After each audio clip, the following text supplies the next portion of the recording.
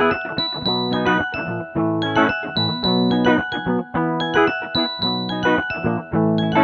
ိမျိုးနေဝိုင်းမှာတသားမီမီလေးတို့အတွက်တခုတည်းသောအစင်းမြင့်ဂျူဂျူခင်မီကလေးကစားပွဲမှာလာရောက်ကစားဖို့ဖိတ်ခေါ်ပြစီနော်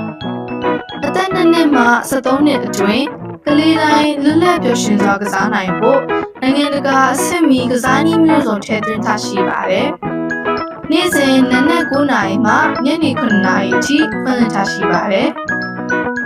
ကစားနည်းတွေလည်းဆုံးဂျူဂျူကမမတွေကလည်းဖြော်ရည်ပြူမှာပြီးရင်းရင်းနှီးနှီးကျူးဆိုင်တဲ့အပြင်စိတ်ထရလွန်းလို့တခါလာကစားဖို့တဲ့ကလေးတိုင်းဂျူဂျူမှဂျူဂျူပဲနော်တန်ရှင်းတရမှုကလည်းပြောစရာမလိုအောင်ကိုတန်ရှင်းတပြောင်နေအောင်အမြဲကြီးဆိုင်ပါတယ်ကလေးငယ်တူကိုအိုထင်းသူတူဝင်ခွင့်ပြုလို့မမေတို့လည်းဆောက်ရှောက်ခွင့်ရမှာပါနော်